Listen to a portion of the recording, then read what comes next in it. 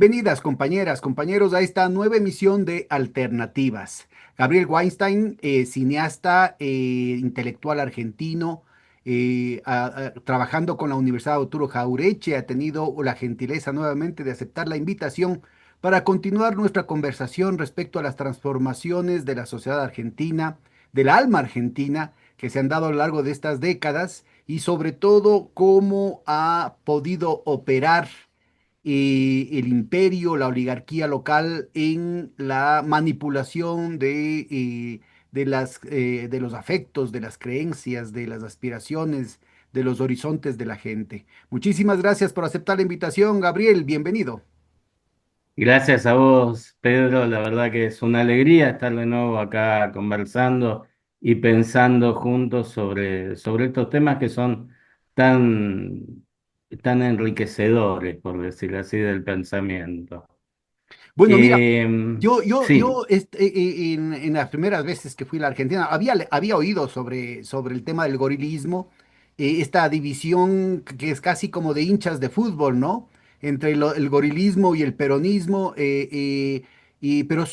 Cuando fui a la Argentina recién empecé a apreciar de lo que estaba hablando, ¿no? Porque además tenía una divisoria de aguas que era distinta de la izquierda a derecha, con la que yo estaba un poquito más familiarizado, o con un tema regional que también podría estar presente en la Argentina, ¿no? Acá en el Ecuador también hay este tema regional. Entonces me costaba un poco entender el asunto hasta que me golpeé con la piedra de la historia en los dientes cuando vi la forma como en 5 minutos se creó un sentimiento anticorreísta muy parecido, así totalmente irracional, igual al tema del peronismo que yo ya para entonces había más o menos entendido. Cuéntanos un poquito cómo se va estructurando esta situación. Yo entiendo que hay múltiples razones, ¿no? Hay múltiples razones. Sí, Habrán cosas, sí. habrán quejas legítimas, habrán oposiciones legítimas, pero yo estoy más interesado en entender estos procesos masivos, automáticos, irracionales, tremendamente viscerales, ¿no es cierto? Que impiden la posibilidad inclusive de cualquier argumentación, de cualquier razonamiento en torno a los grandes problemas nacionales que podrían estar involucrados en estas tomas de posición. Bueno, voy a hablar, pero también desde la reflexión, pero también se va a entremezclar algo de mi experiencia personal en Claro. esto. Porque cuando empezó la dictadura yo tenía 16 años, ya era militante hace 3 años, y entonces me involucra desde lo emocional, no solo desde la racionalidad. El gorilismo, bueno, empieza en el peronismo, vimos en charlas anteriores el tema de que la izquierda argentina o la representación institucional de la izquierda argentina se mantiene en oposición al peronismo durante los primeros gobiernos de Perón.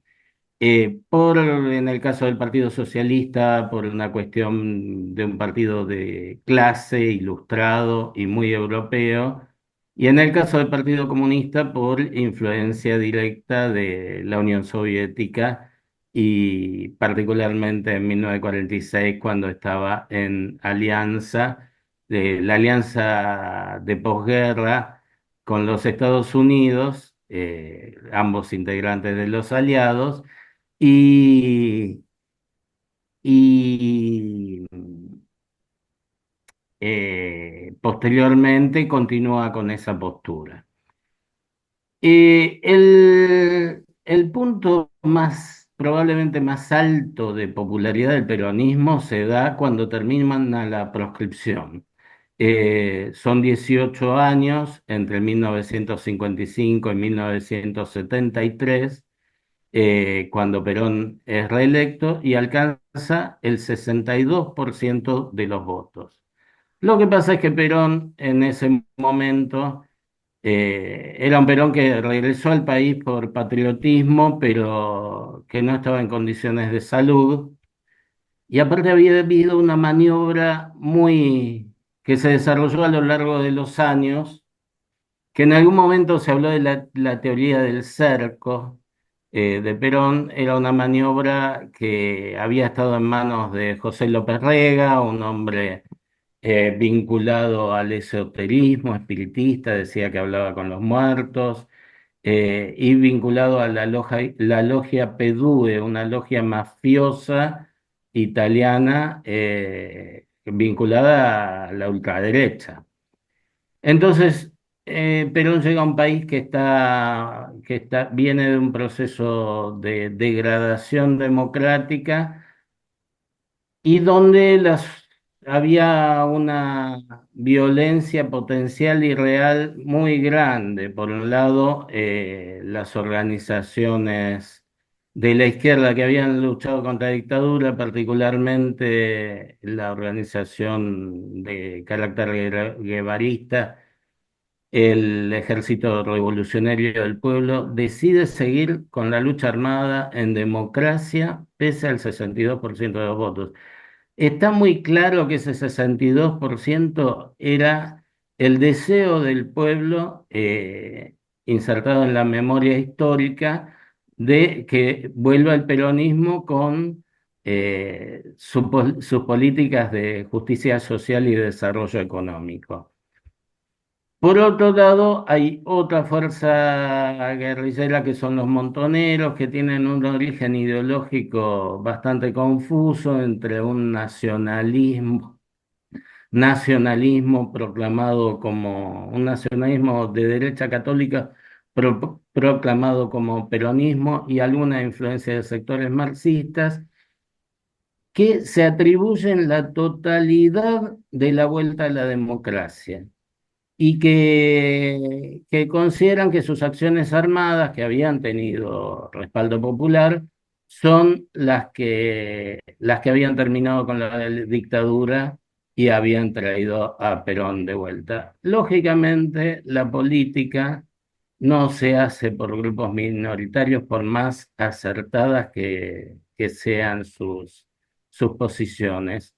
Y si bien habían contribuido estas organizaciones al deseo del pueblo de recuperar la democracia y a la vuelta de Perón, no había un deseo de la mayoría del pueblo argentino de entablar una guerra revolucionaria, claramente.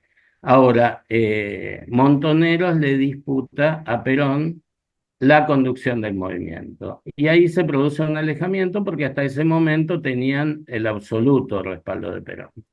Por otro lado, la derecha peronista estaba también en armas, lo demuestra el día de la llegada de Perón, el 20 de junio de 1973, cuando en Ezeiza, el aeropuerto principal de la ciudad de Buenos Aires, se convoca una multitud, creo que eran 2 millones de personas en ese momento, y empiezan a balear a las columnas de izquierda. Y hay un tiroteo con muertos, una escena muy cruenta. Perón termina no aterrizando en Ezeiza, sino en un aeropuerto militar. Y el gobierno, si bien logra, primero, hay algo muy interesante, que, digamos, una de las rasgos menos conocidos es que el ministro de Economía de Perón era un hombre que dirigía la Confederación General Económica, era el representante de las empresas pymes de Argentina, pero además era un hombre del Partido Comunista, cosa poco conocida, y que era el que había hecho todas las estructuras económicas, empresarias que sostenían al Partido Comunista Argentina. Había grandes empresas fundadas probablemente con dinero proveniente de Moscú, y que eran las que habían conseguido hacer un soporte económico muy importante. La política económica de Helvar fue muy exitosa.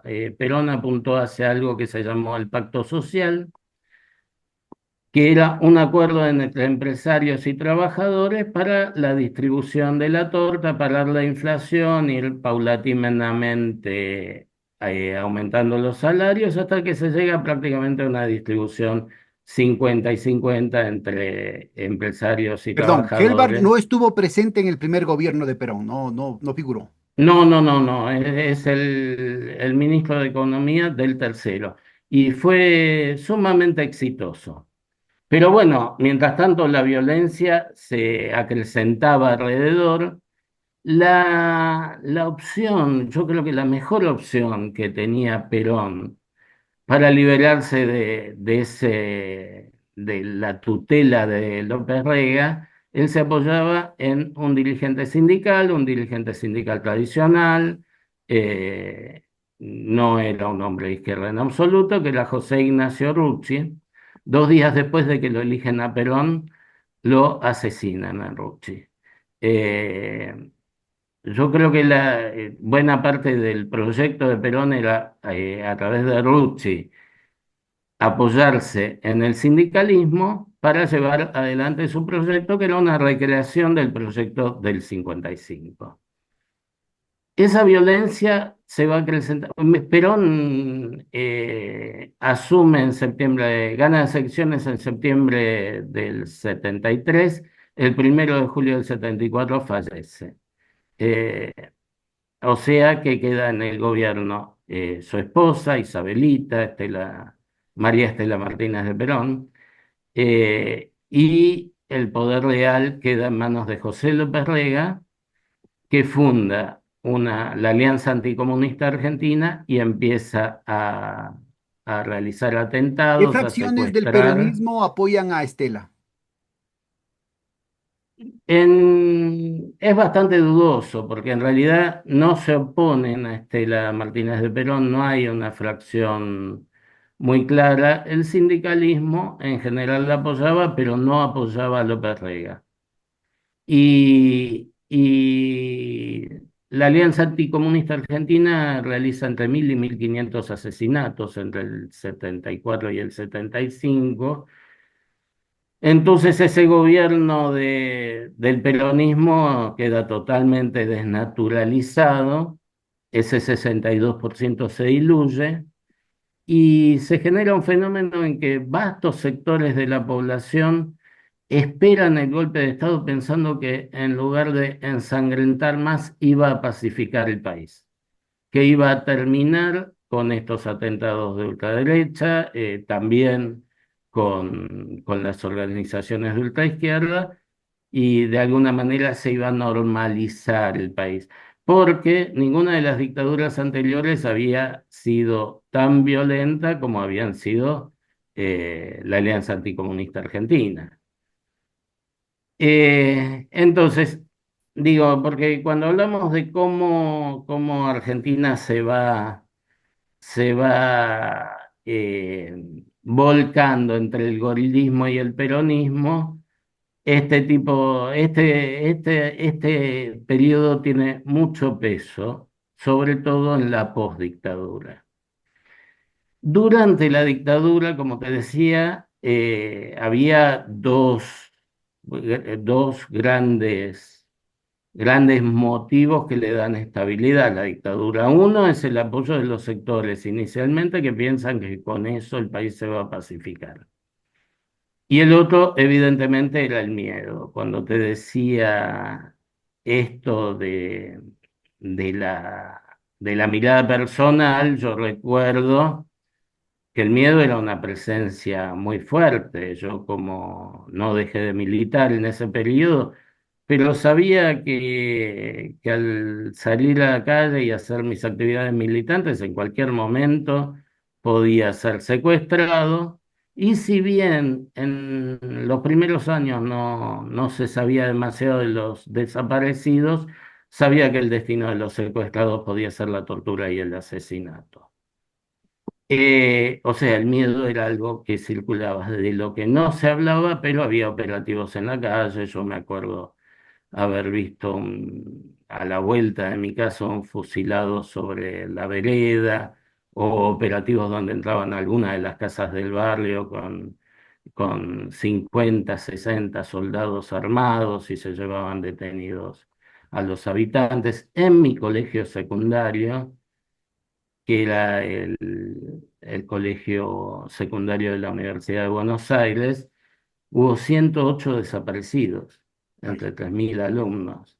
O sea, el terror estaba en la calle. Poco a poco ese terror se va superando, más que el terror sigue presente, pero se va superando de movilidad. Por un lado, bueno, el ejemplo de las madres de Plaza de Mayo, que al principio eran muy poquitas, eran una docena de madres. Cuando comienzan las madres al poco tiempo, se infiltra entre ellas un teniente de navío, Alfredo Astiz, que se hace pasar de por hijo. participación heroica en las Malvinas, ¿no? A propósito. Sí, sí, sin lugar a duda.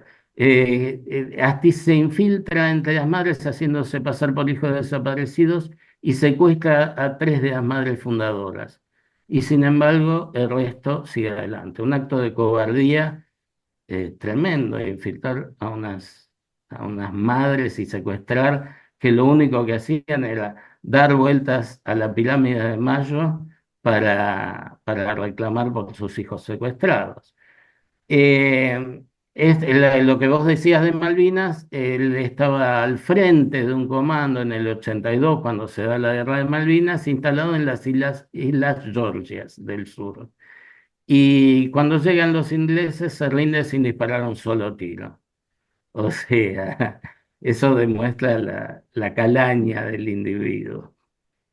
Eh, por otra parte, empieza a crecer desde 1977 la resistencia obrera, como te decía la vez pasada, el principal dirigente que aparece en esto es Saúl Ubaldini, el dirigente de un gremio chiquito, los cerveceros, los obreros cerveceros, que la CGT, la mayor parte de la CGT estaba cooptada por los militares, como sucedió en varios periodos y como está sucediendo hoy en día inclusive, que hablan de dialogar con el gobierno. Obviamente con gobiernos como la dictadura o el actual no hay nada que dialogar.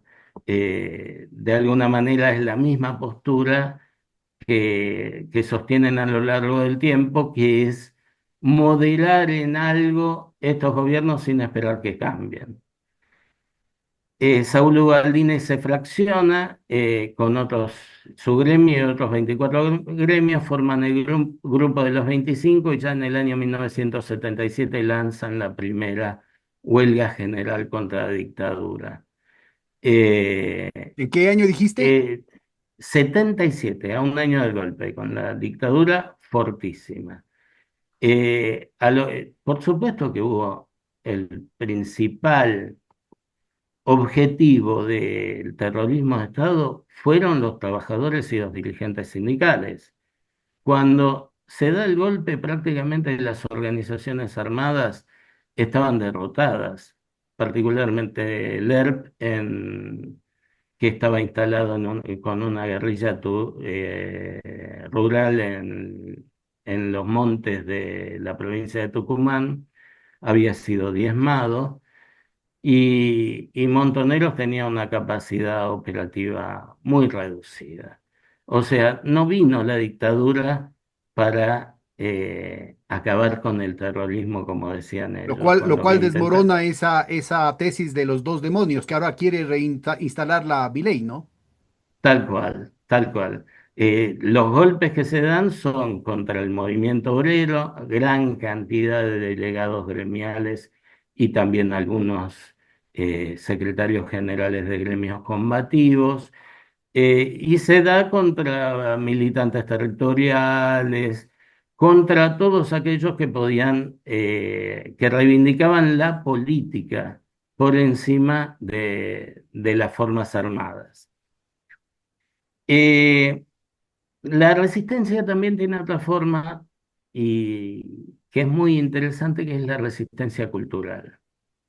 En esos años había un discurso muy fuerte acerca del modelo de vida occidental y cristiano y las pautas que debían seguir los jóvenes, porque se centra en los jóvenes, para ser buenos ciudadanos de esa dictadura.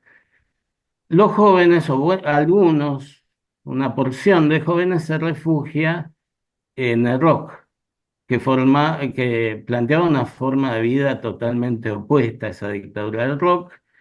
El rock argentino, que es un movimiento estético muy importante, que no es el rock norteamericano, sino que a partir de la influencia de la música norteamericana, inglesa, se desarrolla un movimiento propio con estética muy fuerte. Bueno, se conoció en toda Latinoamérica, el rock argentino posterior, con músicos que además eran lectores, por ejemplo.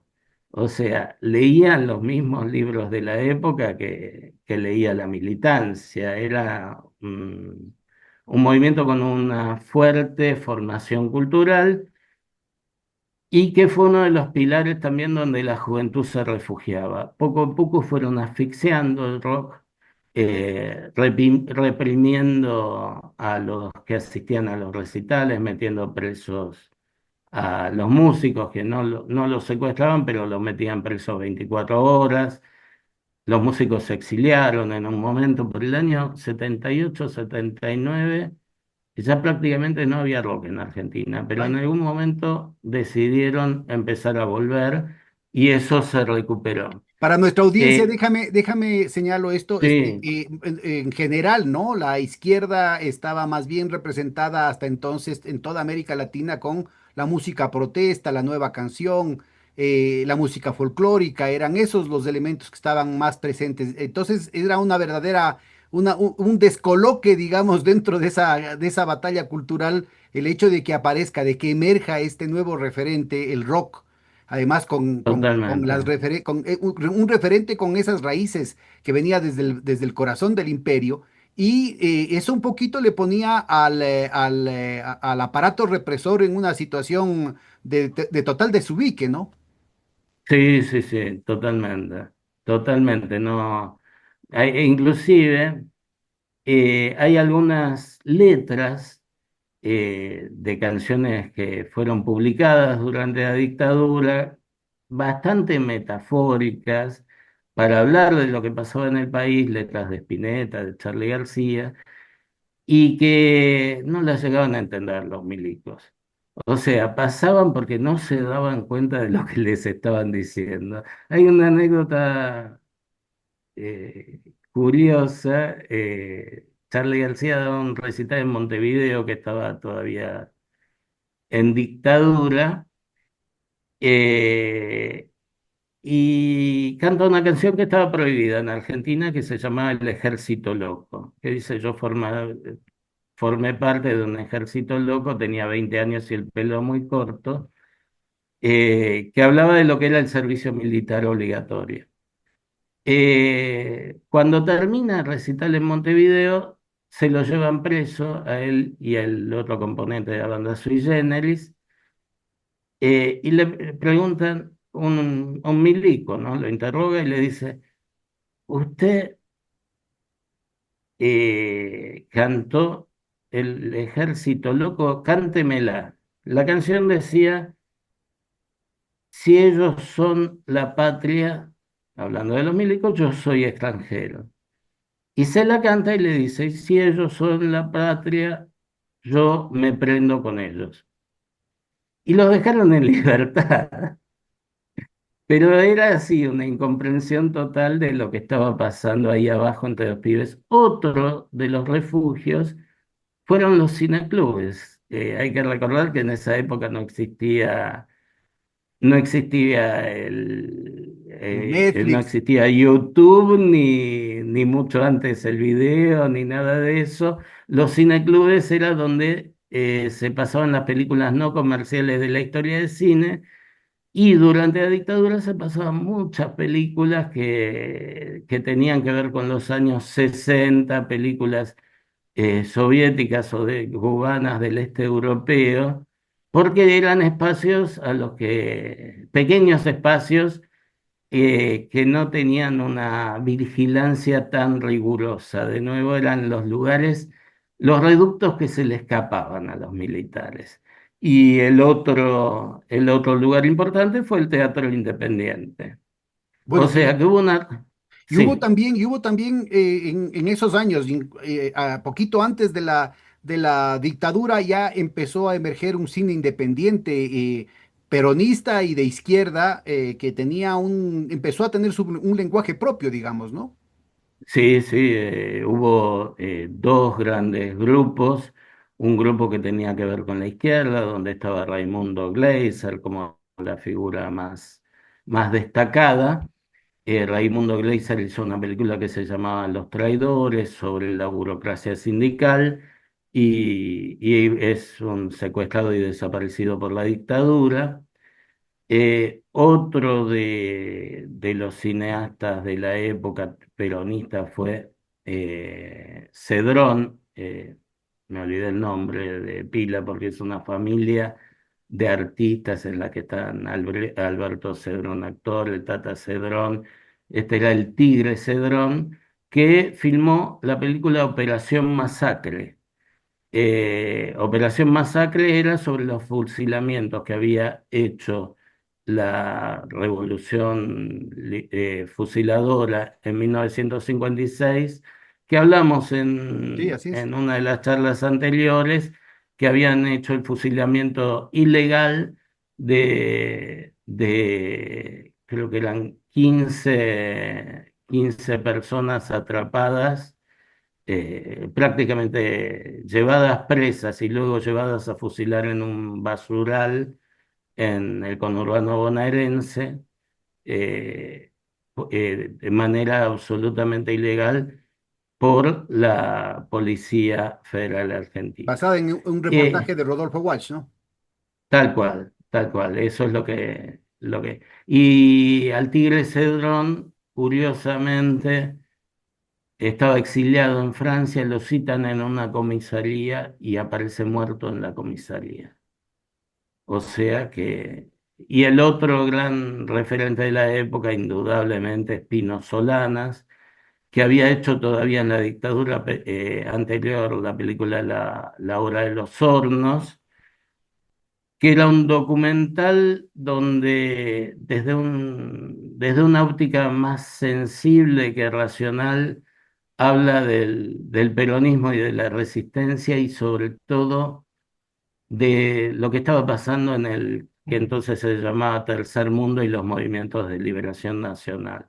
Pino Solanas, por suerte, sobrevivió en el exilio y después en democracia siguió con su carrera. Había hecho otra película que se llamaba Los Hijos de Fierro, que simbólicamente hablaban de Martín Fierro. Martín Fierro es una obra, un poema gauchesco, fundacional de la literatura argentina, eh, que editado a fines del siglo XIX, que cuenta la historia de un gaucho perseguido por el poder, porque este gaucho se había escapado del enlistamiento, o sea, buscaban los militares de la época a algunos o a muchos gauchos y los metían a la fuerza en el ejército, los mandaban a la frontera sur del país a pelear contra los indios o, peor aún, a la guerra del Paraguay. Digo peor porque era mucho más cruento eso. Bueno, Los Hijos de Fierro retoma en los años 70 en clave simbólica la historia de los hijos de Martín Fierro. Ese cine obviamente desaparece en la dictadura. No, no se podía ver, no estaba en ningún lado. Se recupera recién sobre el final de ese proceso.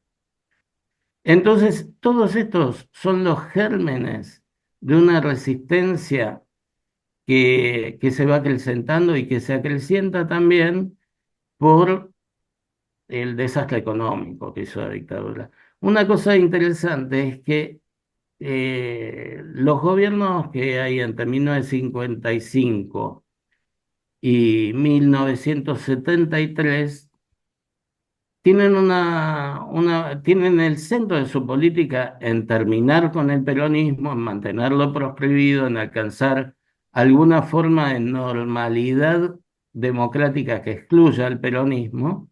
También a la izquierda todos se manifiestan claramente como anticomunistas. En ese periodo, comunistas y peronismo para el gobierno era lo mismo. Y pero y si bien desarman las estructuras de control estatales de la economía, lo que no hacen es exterminar a la industria nacional. La industria nacional seguía siendo potente en ese periodo. Las pequeñas industrias, industrias medianas e inclusive industrias grandes, y lo que se ocupan es de tener trabajadores baratos y sometidos. El carácter diferencial de esta dictadura es que se propone destruir a la Argentina industrial. Hay una publicidad muy famosa porque lo que hacen es una apertura de importaciones indiscriminada. O sea, la industria argentina estaba lógicamente protegida por impuestos, digamos, de aduana para que no entrara la industria extranjera a precios menores o inclusive a precios de dumping. Política económica que Hay, además era generalizada, ¿no? Tanto en el norte como en el sur, eso era común.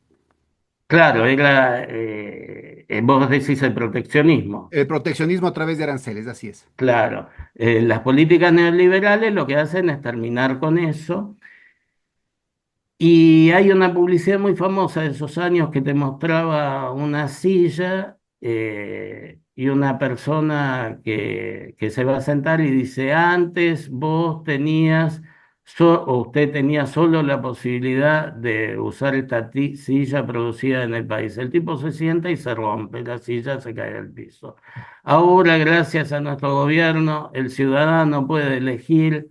Traemos sillas de todo el mundo y usted puede sentarse en la mejor silla sin que nadie lo obligue a consumir algo que no le sirve. Digamos, no son las palabras textuales, pero el concepto era ese. Ese es el concepto de la política económica que destruye una gran parte de lo que era la industria nacional. Argentina en esos años había una empresa FATE, que después se dedicó solo a neumáticos, que había hecho un desarrollo en electrónica muy fuerte, eh, hacía calculadoras de mano, que era algo que en esa época se utilizaba muchísimo, hacían cálculos, raíces cuadradas, cálculos científicos, interés, y se exportaba a todo el mundo porque era una de las, competía con Hewlett Packard en esos años. Mira. La destruyen, la cierran. Y así montones de elementos. Lo único que no destruyen es lo que tenía que ver con mantener el poder militar con respecto a la industria. Y después, bueno, era la Argentina agroexportadora lo que desarrollan. Esta política, más una política de apertura al capital financiero, produce una inflación galopante. Entonces, ante el fracaso de la política económica esta, fracaso para la ciudadanía, porque para ellos fue exitosa, para los sectores de poder concentrado, van perdiendo también el apoyo de la ciudadanía, que culmina en el derrocamiento de esa dictadura, en el rechazo masivo en el año, te había hablado, de 1982, en el 30 de marzo de 1982, la CGT convoca una movilización que fueron cientos de miles de personas y que es la que dispara que 3 días después Argentina invada Malvinas. El fracaso de Malvinas también contribuyó a la derrota de la dictadura. Ubícanos un poco el juego de fuerzas al interior de la propia dictadura, no solamente dentro del aparato militar, sino en relación a las oligarquías locales. Bueno, tanto los sectores vinculados a la gran industria como, como el sector agroexportador era incondicional de la dictadura. O sea, tenía todo el apoyo del poder económico. Lo que había perdido, sobre todo, era el apoyo de los sectores medios y de los trabajadores. Eh, Y sectores de el, la industria eh, que terminaban perdiendo, es decir, que en última instancia se estaban haciendo el harakiri ellos mismos. en buena parte sí, y también hay sectores vinculados que sí seguían siendo protegidos. Allá. No es que todas las empresas fueron destruidas, sino que, la mayor destrucción se dio en el campo de la pequeña y mediana empresa. Y porque estábamos en ese momento empieza a acrecentarse la conciencia de lo que era la dictadura en los sectores populares y medios, bueno, los sectores populares, digamos, de trabajadores, sectores medios, se empieza a acrecentar y se empieza a fortalecer la idea de que había terrorismo de Estado en la Argentina, que era absolutamente repudiable. Muchos decían, yo no sabía nada de lo que estaba pasando. En realidad era una forma de justificar que estaban aterrorizados, porque todo el mundo veía a las Fuerzas Armadas en la calle, ¿no? Y todo el mundo, el pueblo tenía miedo. Entonces no es que no sabía. Y se llega a las elecciones de 1983 y es la primera vez que el peronismo es derrotado en una elección. ¿Por qué? Primero porque estaba desacreditado, esa memoria del primer y segundo gobierno de Perón queda desacreditado por el desastre de la violencia que se había desatado durante el tercer gobierno peronista. Y para peor, eh, a ver, cuando hablamos de la resistencia de los dirigentes sindicales peronistas, eso no iba acompañado por todo el aparato político del peronismo.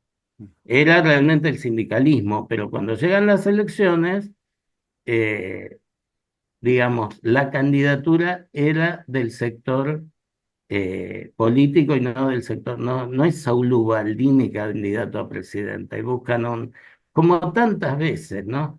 Alguien que pueda conformar a la clase media. Y si hubieron Entonces ponen sectores al del que, peronismo que impulsaron la candidatura de Ubaldini. no sé si llegaron a impulsarla, hubo lucha interna medio secreta, pero el que se impone es Ítalo Argentino Luder, que había sido, presidente del Senado durante el Porque gobierno de lo de Isabel. Ubaldini hubiese podido ser algo similar a lo de Lula en Brasil, ¿no? Me parece que sí, que aunque no hubiera ganado, si hubiera predominado ese sector que había luchado contra la dictadura, el peronismo hubiera tomado otro carácter. Digamos, podía no haber ganado en el 83, pero hubiera ganado en el 89, cuando el que ganó fue Menem. Eh, este personaje, el candidato, había sido presidente provisional de la República mientras Isabel había tenido un tema de salud y había firmado el decreto de exterminio de la subversión. O sea que peor candidato hacia la ciudadanía que estaba consciente y estaba rechazando la dictadura, Claro. no podía tener. Paradójicamente, el Partido Comunista en ese momento por primera vez llama a votar al peronismo, con semejante candidato. Bueno, Alfonsín gana apropiándose del discurso de la democracia, había tenido una participación en la resistencia a la dictadura no demasiado importante, aparece sobre el final cuando se conforma lo que se llamó la multipartidaria, que agrupaba a todos los partidos políticos, es la figura emergente del momento, pero sobre todo hablaba de democracia, que era el gran anhelo de la ciudadanía argentina.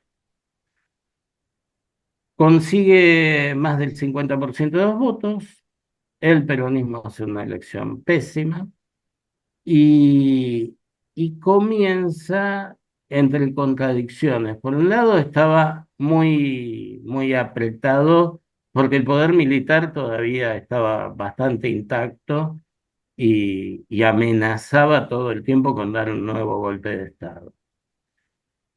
Por el otro, la situación económica era muy mala y se había multiplicado por 9 la deuda externa. Y no está la decisión de revisar esa deuda externa y de no pagarla, ¿no? O de pagar de otra manera, cuestionando una parte, buscando un medio de pago posible.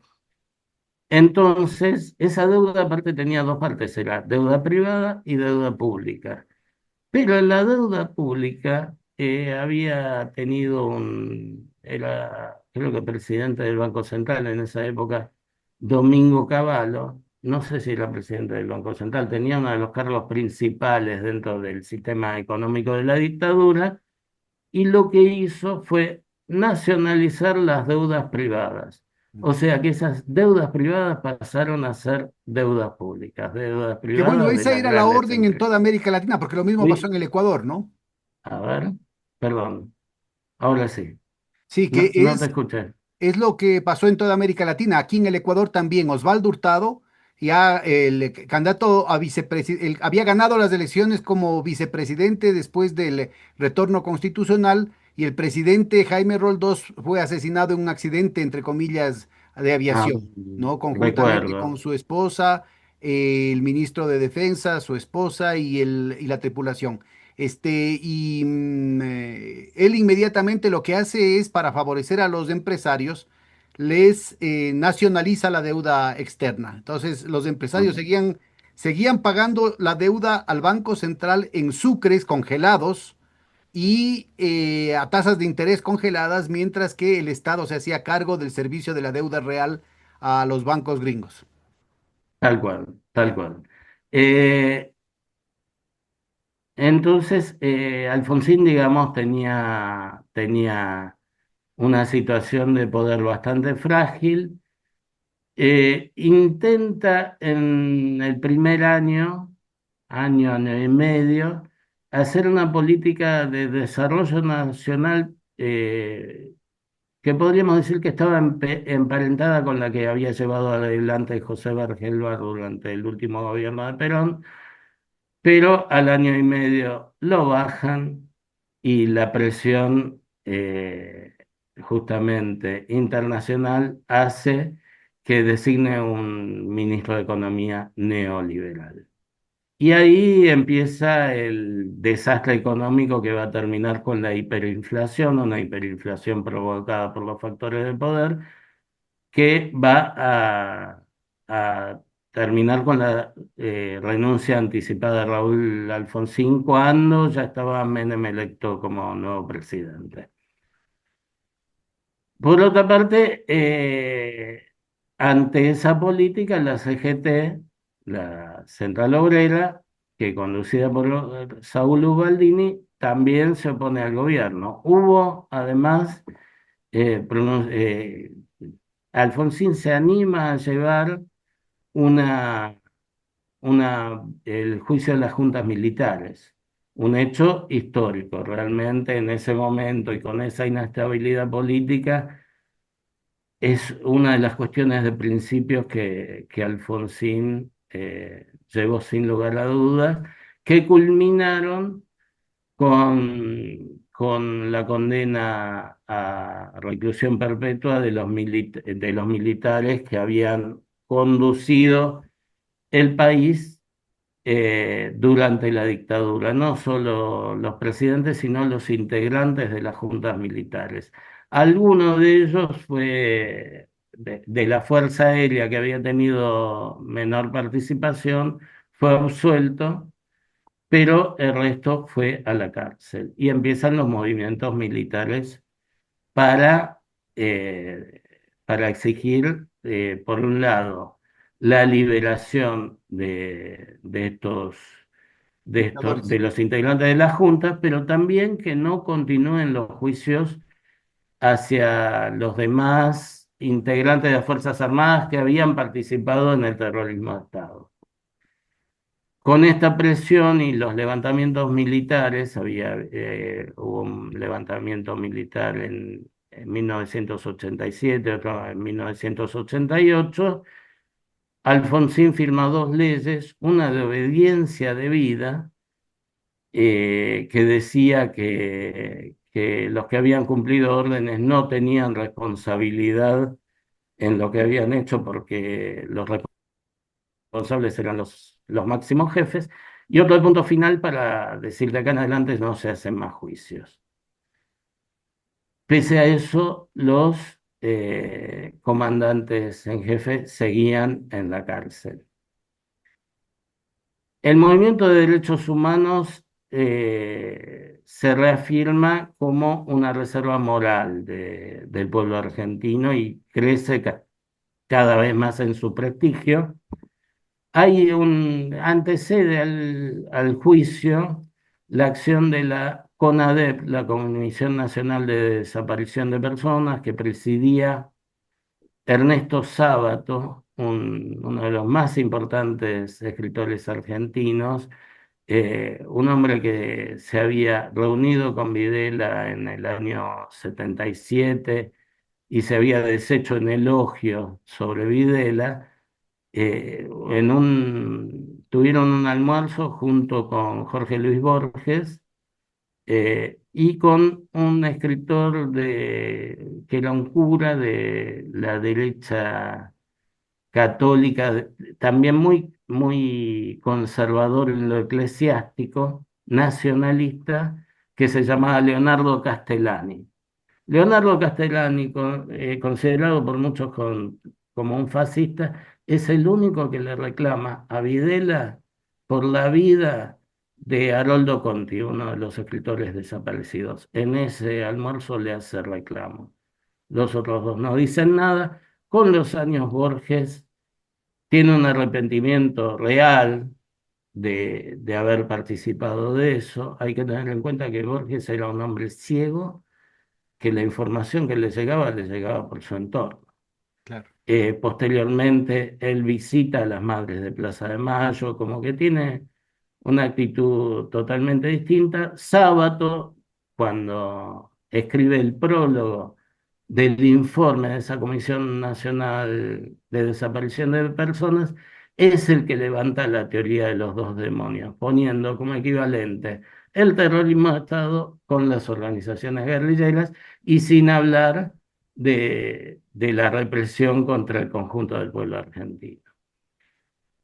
Porque vos me preguntabas, esta teoría de los dos demonios se impuso en ese momento y llevó muchos años revertirla. Igualmente creo que en la conciencia del pueblo argentino, si bien había rechazo a las experiencias guerrilleras, no se consideraban equivalentes.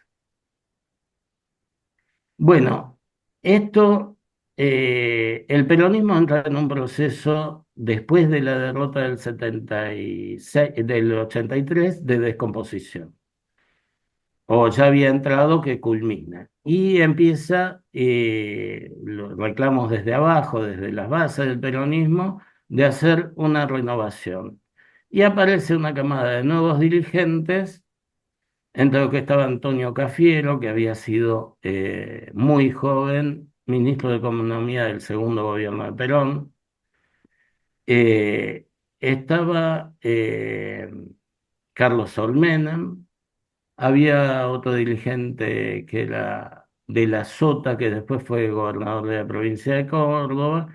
y consiguen desplazar, y varios más. Estaba Eduardo Duhalde, que después también fue presidente de la República interino, y consiguen desplazar a la vieja guardia, sale una posibilidad, aparece una posibilidad de, de renovación, fue lo que se llamó la renovación peronista, que lleva a que en las elecciones del 89 haya una elección interna que enfrenta a dos sectores. Cafiero encabezaba uno dentro de Renovación y dentro de Renovación también estaba Menem, que resultó ganador y después lo que hizo fue completar la acción económica de la dictadura, profundizarla más aún. Es importante ubicar que, porque se dan más varios episodios de traición de ese tipo, entre otros el de Fujimori en Perú y el Claro, de Menem en Argentina, ¿no?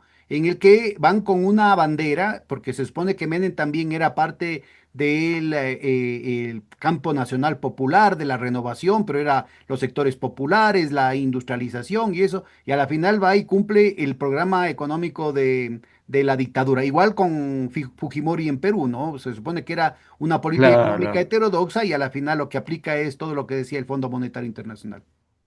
Claro, claro. Algo parecido se había implementado en Perú con el gobierno del APRA de los años 80, ¿no? Bueno, pero le cumple, ¿no? Es decir, el primer Alan García sí cumple con una propuesta heterodoxa hasta que la manipulación de los mercados por parte de los monopolios, igual que sucede con Alfonsín, y es en la misma época, ¿no? O sea, es en Claro, contra del retorno constitucional en Brasil, que empieza con una política heterodoxa, entran una manipulación de los mercados, fuga de capitales, corrida contra la moneda, devaluaciones brutales, aumento de los precios, déficit fiscal. Entonces, es la misma receta de guerra económica en contra de cualquier gobierno progresista para imponer la aplanadora neoliberal. claro. Y a partir de eso, el APRA prácticamente desaparece de la política peruana y hoy tenemos, digamos, la fragmentación y la falta de representación popular que se da en ese país. O sea, el peronismo sobrevivió a todo eso, por suerte. Ujú. Eh, Sobrevivió, bueno, el sector, vos me preguntabas sobre los sectores gorilas. Mm. Con esto se da una relación muy oscilante en que cada vez que la crisis económica de los sectores provocada por los sectores neoliberales se agudiza, termina el pueblo argentino recurriendo de nuevo al peronismo, con distintos resultados. En el caso de Menem fue más catastrófico que la dictadura en ese sentido. Termina con todo el sistema de empresas públicas que el país tenía y que los militares habían conservado porque era parte de su propio poder. Privatizan todo, desarman financiarizan todo, llega a un nivel de catástrofe, pero en los primeros años se usa parte de ese dinero para distribuirlo y invertirlo en el pueblo. Eso también se dio en paralelo. Mientras se caracterizaba, bueno, se vertía parte de ese capital a la economía, al consumo, y eso llevó a que fácilmente en el 95 Menem fuera reelecto y completara un periodo de 11 años de destrucción del país. Por supuesto que el gobierno de Menem alejó a grandes sectores del peronismo, inclusive en algún momento se fractura el peronismo, hay un grupo de diputados, 8 diputados que se alejan de la bancada peronista y el que lo encabeza era el Chacho Álvarez y forman un nuevo partido con objetivos democratizadores, anticorrupción y rescatando parte de la historia del peronismo, que era el Frente Grande, que después se alía con otros sectores, forma el Frente País Solidario, y que empieza a disputarle la primacía al Partido Justicialista. Lo que pasa es que en su vocación antimenemista, este frente que a la larga podría haberse transformado en un actor político de importancia de la Argentina, se alía con el radicalismo. Y el radicalismo ya no era el radicalismo de Alfonsín, que había quedado muy golpeado después de la hiperinflación, sino un radicalismo parecido al que tenemos hoy, que era la derecha radical. Juegan una interna entre ellos en el 95, no, no, perdón. En el 95 se alió con un sector del peronismo más volcado a la derecha y pierden la interna. Y en el 98, 99, se alían con los radicales, con Fernando de la Rúa como principal figura. Los radicales ganan la interna y cuando llegan al poder continúan con las políticas neoliberales que había tenido Menem. O sea, toda Inclusive esa lo llaman a promesa. Domingo Cavallo, ¿no?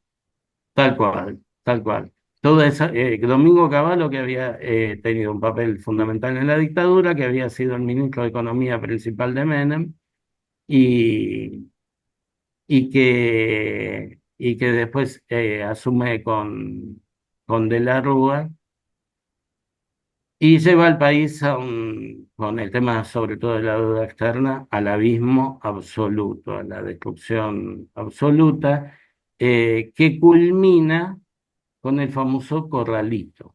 Ujú. Cuando, Antes de entrar en esa sí, parte, ¿por qué bueno, nos cuentas un poquito y cuál fue la deriva de las formaciones fascistas, filofascistas, con o sin militares a lo largo de estas décadas? Después de la dictadura, ¿cómo se van estructurando estos grupos, digamos, nostálgicos de las políticas violentistas, anticomunistas, antiperonistas, antipopulares? bueno, por un lado, los sectores que habían formado parte de la 3A, la Alianza Anticomunista Argentina, son derrotados cuando López Rega es expulsado del gobierno de Isabel por la movilización popular. De esto no habíamos hablado.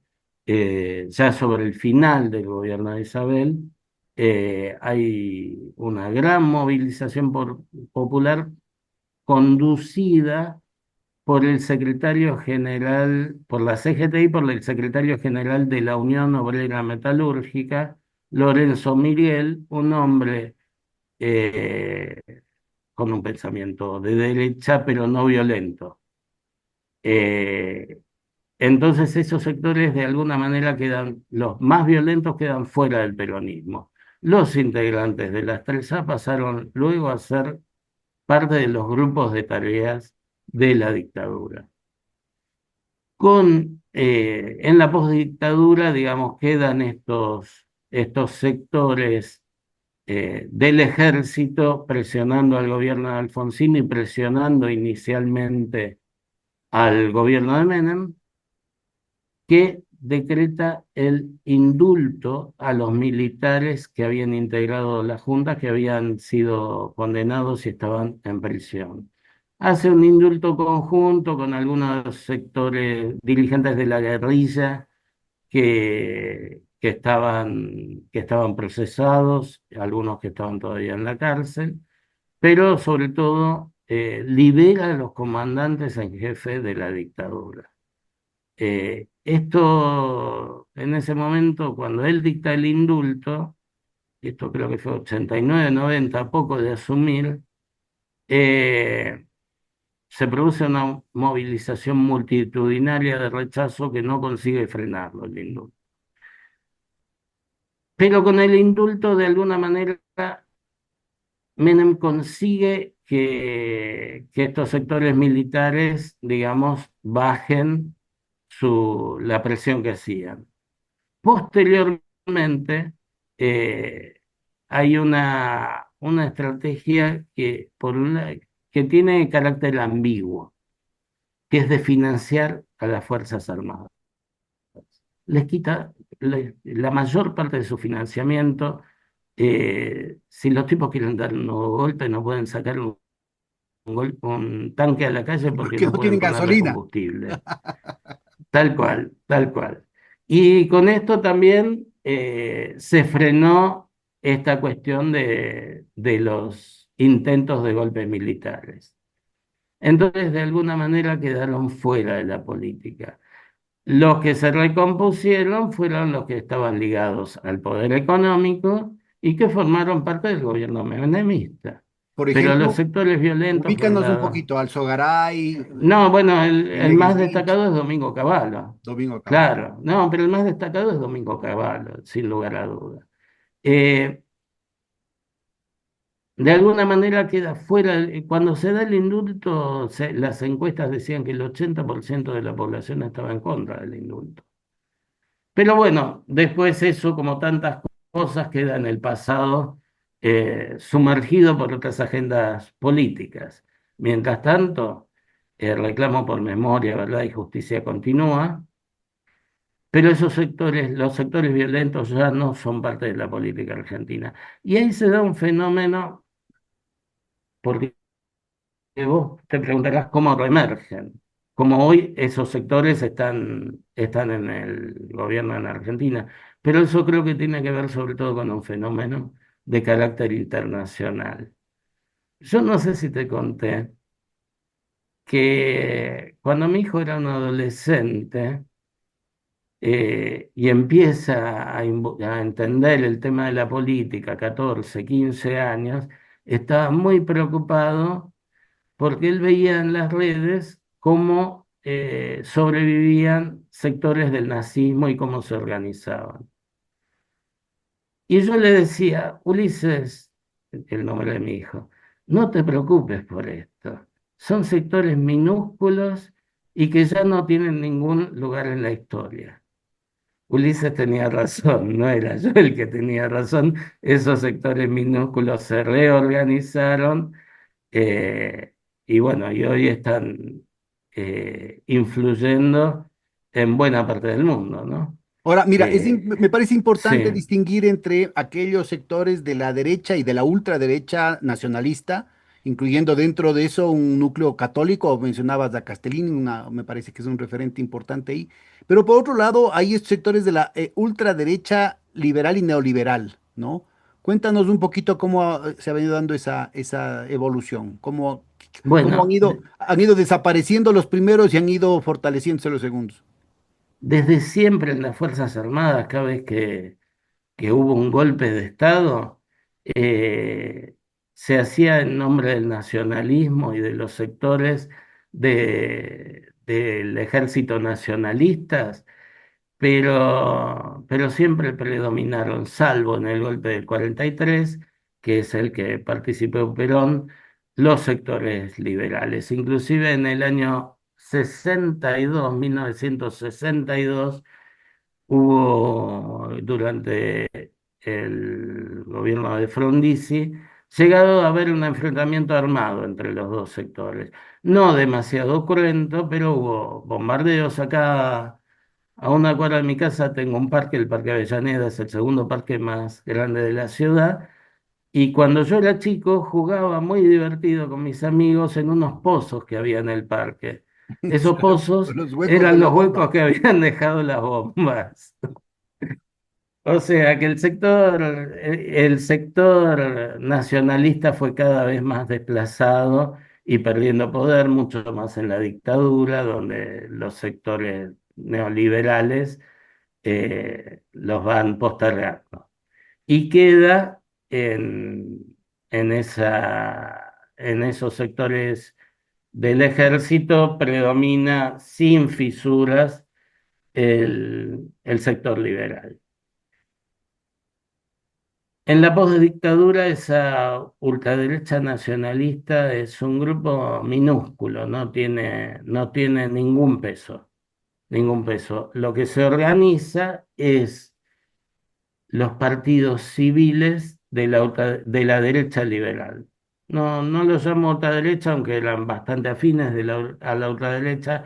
El principal dirigente era Álvaro Alzogaray, que había sido ministro de una de esas dictaduras, y que son los que introducen toda la bandera del neoliberalismo en el país. Ahora, la ideología liberal y neoliberal también se había introducido en la Unión Cívica Radical, que dio los frutos de tener hoy un radicalismo que traicionó sus raíces históricas y es solamente un partido de derecha liberal, prácticamente no tiene, neoliberal, prácticamente no tiene otros sectores. Ya no hay ninguna Con- ala alfonsinista.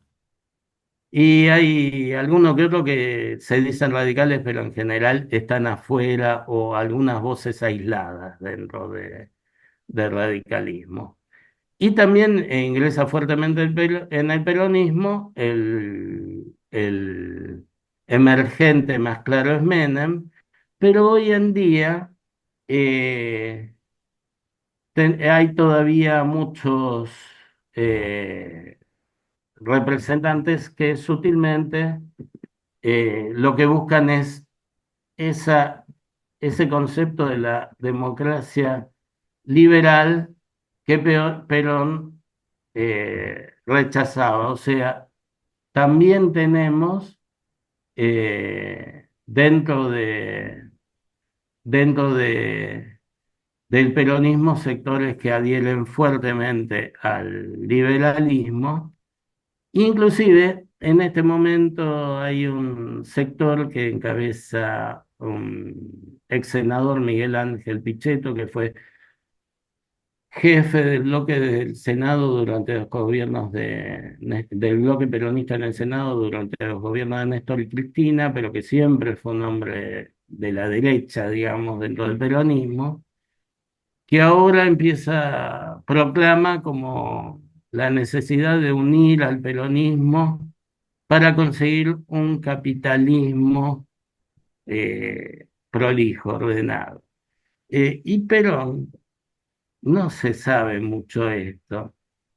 Perón se proclamaba ya desde el inicio como anticapitalista. Mira, tengo acá un, un texto de él, de, de, de su libro Doctrina Peronista, que escribió entre 1945 y 1948, son discursos, donde habla del capitalismo.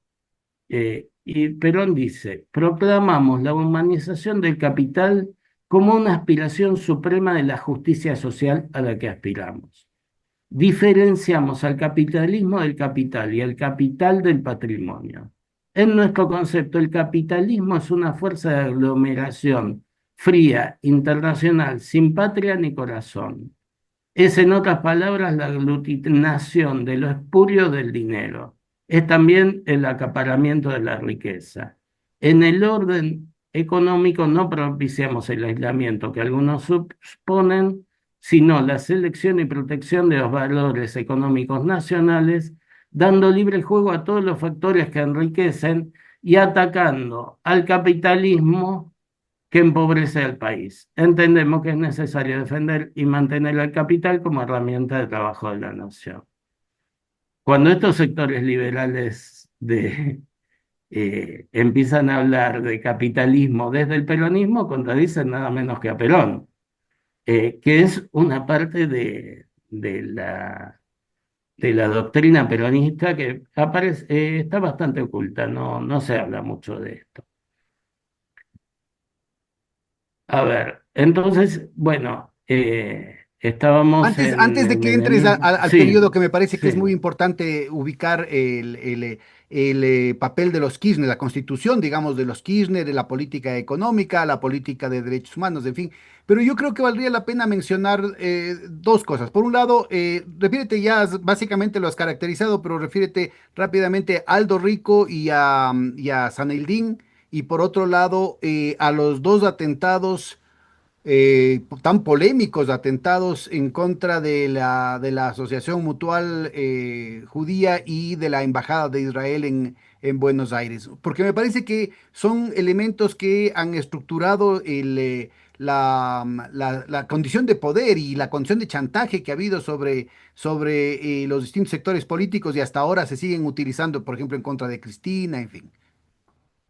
En cuanto a Aldo Rico y Zaineldin, Zaineldin era un militar más bien nacionalista que había peleado en Malvinas, había participado de la represión y dirige uno de los alzamientos contra Alfonsín, y después es totalmente marginado de la política y del ejército. Aldo Rico tiene que ver más con el sector liberal del ejército y en años posteriores se incorporó a la política argentina como representante de un sector de derecha minúsculo que tenía un porcentaje muy pequeño de los votos, pero que tenía mucha promoción mediática. En cuanto a los atentados, bueno, los atentados se produjeron en pleno menemismo, nunca hubo alguien que se los atribuya. Inmediatamente que se produce el atentado a la AMIA, la Asociación Mutual Israelita Argentina, que fue el segundo atentado, intervienen el FBI en la investigación y llamado por el gobierno argentino. Y ellos inventan una una falsa hipótesis de atentado, que es que había sido organizado desde Irán. No hay ninguna prueba de que Irán haya tenido que ver con eso, y es más, eh, los, Irán nunca había hecho ningún atentado fuera de su territorio, o sea, no había ninguna razón, salvo la conveniencia política de los Estados Unidos, que hoy se expresa en la guerra contra Irán, digamos, esa guerra que empezó a organizarse no bien en 1979, se da la Revolución Islámica que desplazó al dominio de los Estados Unidos sobre ese país. Hay un gran periodista argentino, el pájaro Salinas, Juan José Salinas, que investigó durante años y años los atentados. En un principio él fue contratado por la comunidad judía junto con otros periodistas, hasta que se da cuenta de que los estaban orientando hacia una investigación amañada. Y la conclusión a la que llega él es que hay dos posibilidades. Una es un autoatentado, que hubo una implosión en la AMIA y particularmente en la Embajada de Israel. Pero lo que él encuentra es ligazón con el tema lavado de dinero, donde aparentemente, bueno, es largo de contar esto, eh, la ex cuñada de Menem introducía al país valijas que no pasaban por la aduana, valijas indudablemente llenas de dinero. Y aparentemente se habría quedado con algunas de esas valijas. Y la hipótesis de este investigador es que tuvo que ver con esas operaciones de lavado de dinero. Hay Hay una que zona de recordar que más o sombras menos por la misma época, estando en la presidencia, ahí muere el hijo de Menem, ¿no? también en algo que probablemente haya sido otro atentado.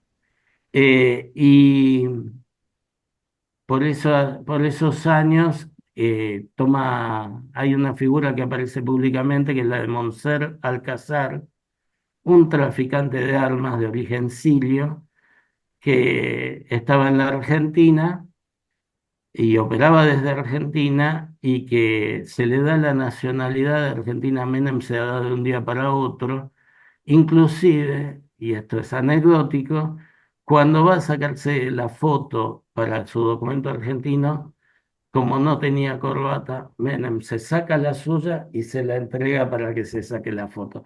Montser Alcázar, ¿qué armas traficaba? Porque ¿qué países producen armas en el mundo? Eran armas israelíes. O sea que la República de Siria tampoco tenía nada que Nada que ver ver. con el Bueno, mira, atentado. eso es muy claro. Bueno, yo creo que con eso quedan, son puntitos que valdría la pena mencionarlos ahorita para entrar a ubicar cuál es la importancia. Es decir, dado el nivel de descomposición de esta ala del peronismo, ¿no es cierto? Me parece que ahora sí queda encuadrado el papel tan importante que jugaron los Kirchner en la recuperación de una línea peronista a partir después del descalabro que fue la caída de la convertibilidad en el 2001. Cuéntanos de eso.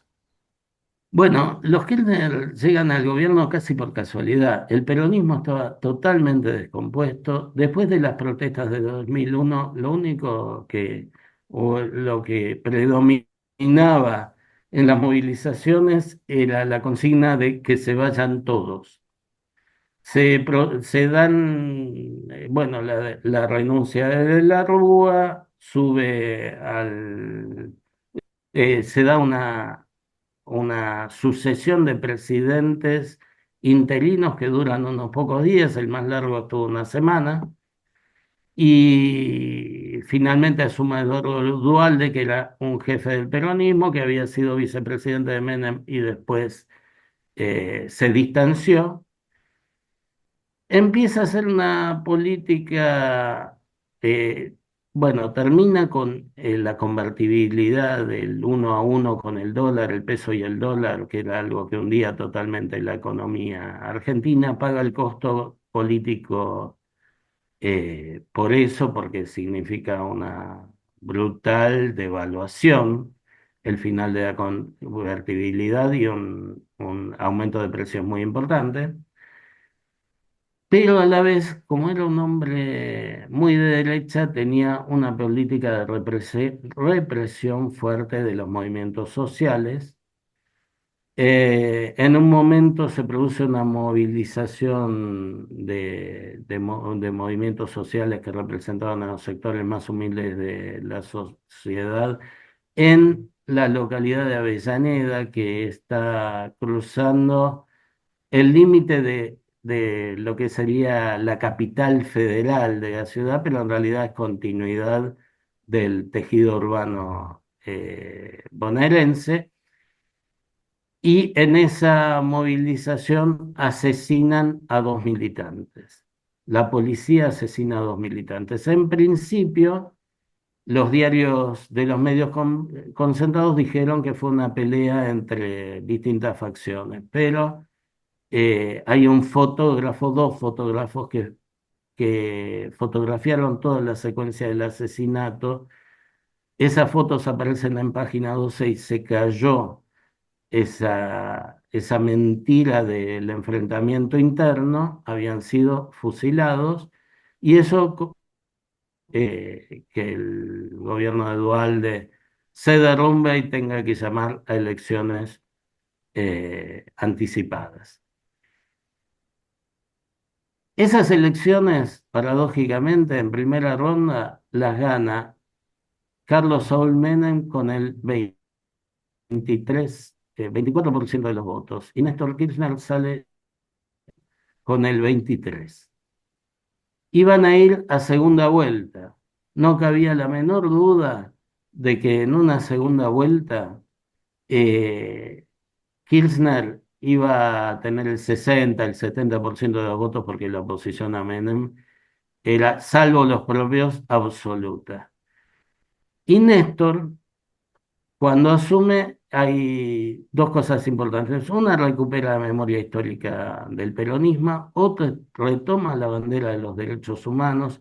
Él, en el discurso de Asunción, se dice hijo y nieto de las madres y las abuelas de Plaza de Mayo, habla de sus compañeros desaparecidos en ese momento y empieza a aplicar una política económica de recuperación del país que, digamos, es lo que él definía como a sacar a la Argentina del infierno, en que se empiezan a mejorar las condiciones de vida del pueblo, se daban los aumentos de salarios por decreto, por decreto presidencial, no había negociaciones paritarias todavía, y se va poco a poco a lo largo de varios años mejorando la situación económica del país.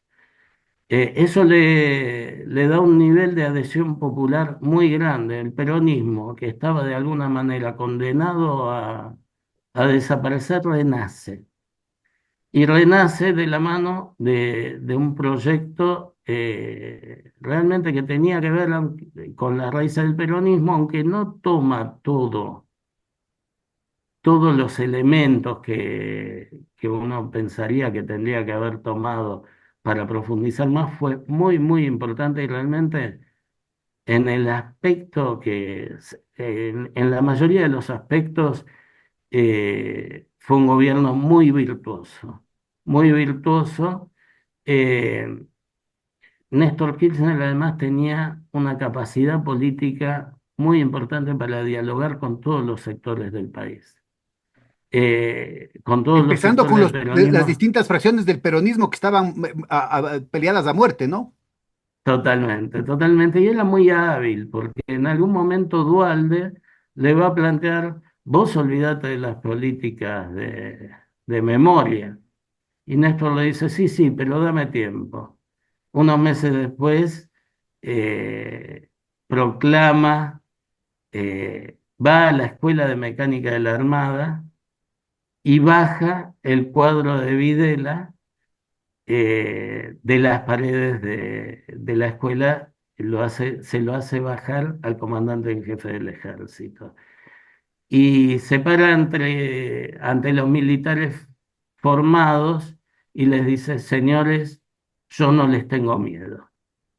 Y avanza con la derogación de las leyes de impunidad, de obediencia, el indulto, la obediencia debida y el punto final. O sea, y comienzan los juicios a los militares genocidas. O sea, hay una recuperación de las políticas de memoria, verdad y justicia, que aún sigue vigente. Por otra parte, la muerte de Néstor Kirchner es un golpe muy importante para el movimiento popular argentino. Cristina ya era presidenta, pero el gran articulador de la política era Néstor.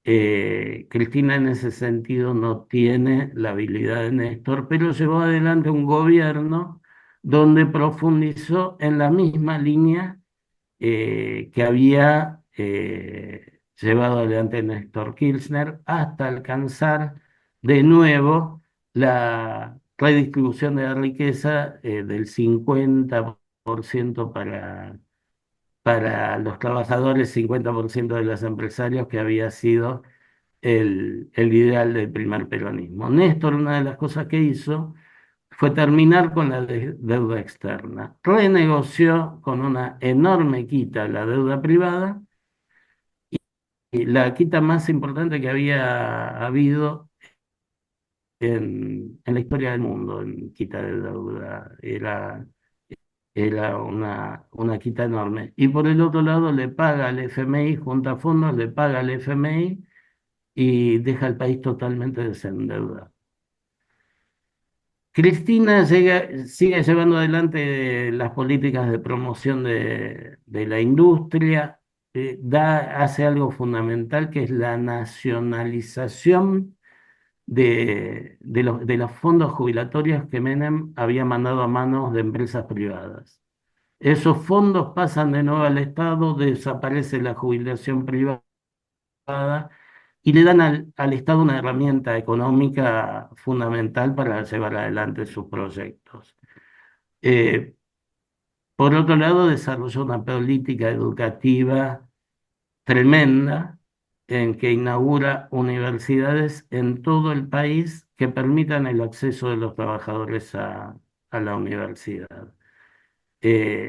Bueno, se da un periodo de bienestar muy impresionante. Por supuesto que la derecha no se quedó quieta. Los primeros años del gobierno de Kirchner están bastante en silencio. hasta que asume Cristina en el año 2007 y en el 2008 hay un movimiento, hay un ministro de Economía que propone una, una resolución en que aumentaban las cuotas de retenciones a la soja de acuerdo al precio internacional. Las retenciones para Eh, nuestra audiencia son impuestos a la exportación. a la exportación, exacto. Eh, Probablemente esto haya sido, este ministro de Economía haya sido un operador también de los sectores de la derecha y el imperialismo, porque el planteo de la ley era tal que si, ponele, la soja llegaba a $800 la tonelada, los impuestos llegaban al 80-90% del valor de la soja. Una provocación imposible, porque aparte nunca iba a llegar a ese precio, y además que no diferenciaba entre los pequeños y los grandes productores. ¿Cuál era el nombre de ese ministro del que sospechas?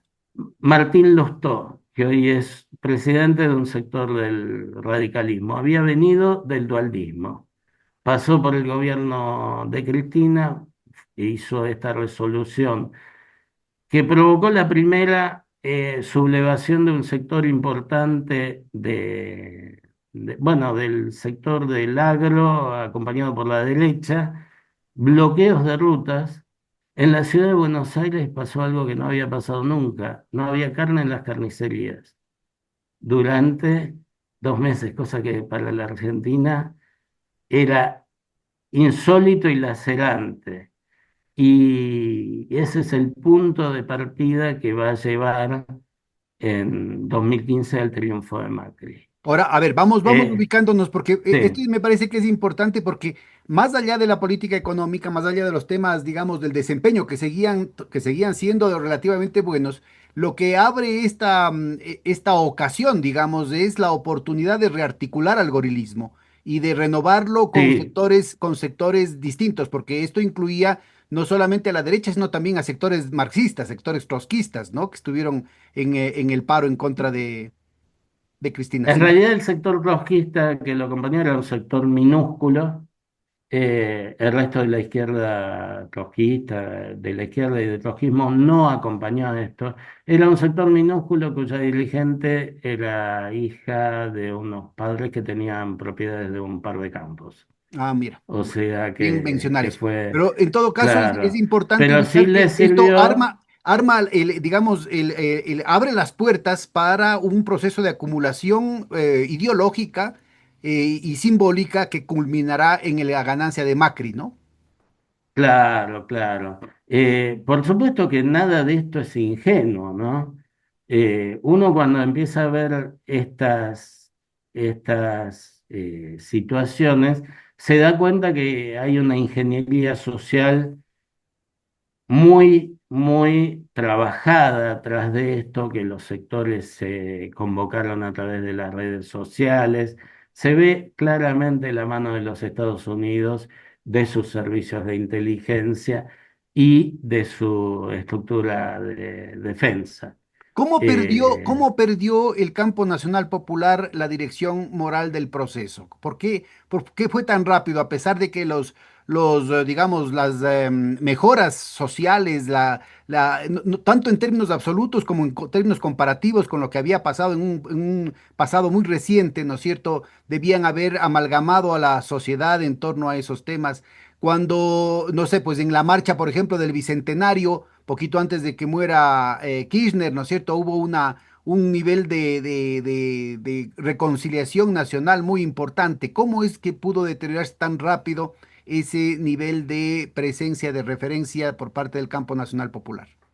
Bueno, sin lugar a dudas, lo que hubo ahí fue una operación dirigida desde los Estados Unidos, una operación de guerra híbrida, guerra económica, guerra judicial, guerra comunicacional, guerra cognitiva con el uso de las redes, que manipulan a la población. La derecha había conseguido en la elección en la segunda elección de Cristina, había ido fragmentada y se unifica frente a este proyecto. Hay eh, este tipo de operaciones se montan sobre dos herramientas. Por un lado, las operaciones de inteligencia, y en Argentina fue el elemento central el suicidio del fiscal Nisman, ¿no? Un fiscal que había puesto a Israel para investigar la causa del AMIA y que había proclamado, probablemente le habían prometido, eh, que él iba a publicar, dar en público frente al Congreso informaciones acerca del involucramiento de Cristina eh, con la impunidad de los iraníes acusados. Esas informaciones nunca le llegan al fiscal este, que era un hombre aparte bastante corrupto, conocido porque financiaba con fondos públicos sus viajes a Cancún acompañado de prostitutas también pagadas con dineros públicos, y que un día antes de presentarse ante el Congreso argentino con esas pruebas que no tenía, se suicida. A partir de ahí se hace una operación acusando al kirchnerismo de haber matado al fiscal, cosa que era absolutamente imposible, al punto que las pericias que hace el Poder Judicial opuesto al gobierno de Cristina decían que sin lugar a duda había sido un suicidio y que no existía otra posibilidad. Por el otro, se había puesto un límite a la compra de dólares para contener el precio de dólares, en la compra de dólares por particulares y por empresas, y esa es otra de las banderas que toman a partir de esta ingeniería social para los sectores medios que empiezan a reclamarle al gobierno que quieren comprar dólares. Digamos, esas dos son las maniobras principales, acompañadas por maniobras del Poder Judicial con jueces que iban a los Estados Unidos a hacer cursos de formación a Miami en lujosos hoteles cercanos a la playa, y que después eran los que entendían en las causas que armaron en contra de Néstor y Cristina, pero sobre todo de Cristina. Esas causas en general partían de denuncias de ONGs financiadas desde fuera del país, que después pasaban de las ONGs a los medios de comunicación concentrados. Y a partir de la acción de los medios de comunicación concentrados, actuaban de oficio los fiscales para llevar las denuncias contra Cristina y contra sus colaboradores. Una de las causas sirvió para meter preso a Amado Boudou, el vicepresidente de Cristina, con el curioso detalle de que el testigo principal, el único testigo que sirve para armar esa condena, recibe supuestamente por el programa de protección de testigos del Poder Judicial como pago para que se pueda ganar la vida con su Protegida. identidad protegida, cosa que no era cierta porque todo el mundo sabía dónde estaba.